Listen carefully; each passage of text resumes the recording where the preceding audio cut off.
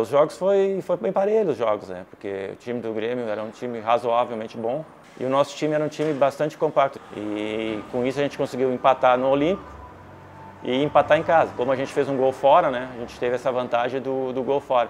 A gente acabou sendo campeão.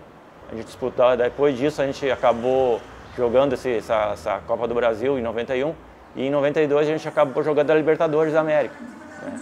Com o mesmo time.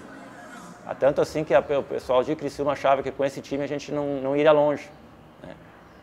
A gente jogou o primeiro jogo contra o São Paulo, acabou ganhando 3-0, o São Paulo jogou com um time reserva e a gente ganhou de 3-0. Aí depois a gente foi jogar na Bolívia, né, que é bastante difícil jogar em Oruro e La Paz. A gente conseguiu ganhar um jogo e empatar outro, né? E no fim a gente acabou sendo campeão do grupo, juntamente. O São Paulo ficou em segundo, a gente ficou em primeiro. Aí pegamos o Sport Cristal do Peru, ganhamos lá e ganhamos em casa, passamos do Sport Cristal. Aí tivemos que jogar com o São Paulo de novo, só que daí dificultou, porque o São Paulo tinha um time Raí, Cafu, Palinha, Miller, Zete, então ficou bastante difícil, né? Foi o time que foi campeão mundial em 92, né? Então, na época o Tele Santana disse, se nós passar pelo Criciúma a gente é campeão, e foi o que aconteceu, né? Ele tinha bastante medo da gente, porque a gente tinha um time muito compacto, muito bom técnica e fisicamente, e a gente acabou dificultando. E acabamos fazendo uma campanha memorável para o Criciúma, ficamos em 5º lugar da Libertadores, uma classificação que eles nunca achavam, nem nós não iríamos nem classificar para a primeira fase, e acabamos classificando, né, e passando 2 ou 3 fases.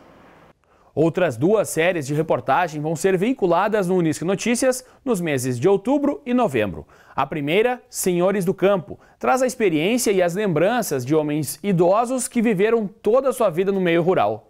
A segunda é Eu Ajudante, que mostra histórias de 5 pessoas que realizam algum tipo de trabalho em prol dos outros.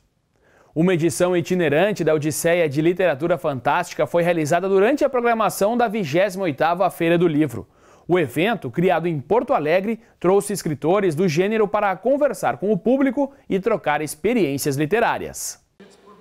Olhares atentos e apurados à procura de conhecimento. Assim, estávamos presentes na Odisseia de Literatura Fantástica, que aconteceu durante a 28ª Feira do Livro de Santa Cruz do Sul. Com a presença dos escritores Christian Davi, Duda Falcão e Nikellen Viter, o evento teve como objetivo a disseminação do gênero literário. A Odisseia de Literatura Fantástica ela existe já há 5 anos em Porto Alegre. Ela acontece sempre no mês de abril, né? Nós tivemos a nossa 4ª edição agora esse ano. E a Odisseia ela tem como seu fundamento aproximar os leitores dos escritores e dos editores também, né? Para trazer os leitores levarem aos editores e aos escritores aquilo que eles querem ler, como eles querem ler e entrarem em contato com esse grupo criativo que está construindo a literatura fantástica no Brasil. Então a gente agora começou com a Odisseia itinerante, indo até as feiras, indo até o interior e levando essa nossa experiência de falar sobre a beleza da literatura fantástica para os jovens leitores que estão se formando. Uma das formas de entrar em contato com a literatura fantástica é através da escola, que muitas vezes se utiliza dessa ferramenta para despertar o interesse de seus alunos. Eu, como professora de língua portuguesa há mais de 20 anos, eu acredito muito que as crianças, os adolescentes, eles devem estar o tempo todo em contato com o livro. E eles têm que aproveitar essas oportunidades que a cidade proporciona. E tanto que eu levo o livro para eles na sala de aula, eu compro livros, eu leio para eles. Então é uma forma de tirá-los da escola, do mundo da escola e também trazê-los para cá, para que eles levem o mundo que eles aprenderam aqui, que eles levem para a escola deles. Livros de fantasia, ficção científica e terror são classificados como literatura fantástica, desde os mais conhecidos como Harry Potter até Territórios Invisíveis, da brasileira Nikellen Viter. Literatura fantástica me veio como uma possibilidade de brincar com aquelas possibilidades do e se, né? E se fosse tal coisa, e se fosse de tal jeito, e se fosse de outra forma. Então a literatura fantástica é um espaço lúdico no qual eu me permito jogar com a imaginação e com todas as possibilidades dela na hora da minha escrita.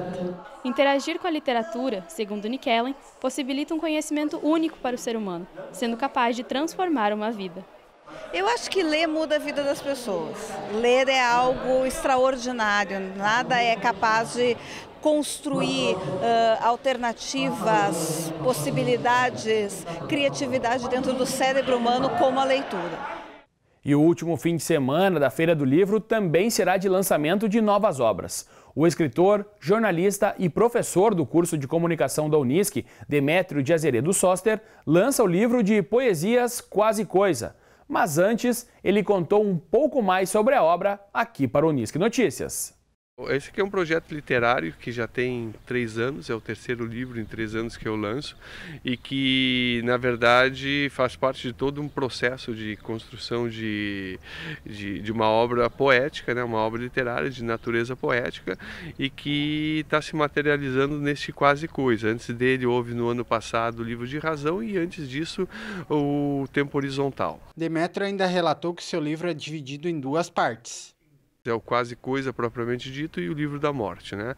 Na primeira, que é a maior parte dos poemas, são cerca de 50, 60 poemas, eu trabalho sobre temas que vão desde a infância, a perenidade da vida, as lembranças, enfim, temas que são bastante comuns à minha obra.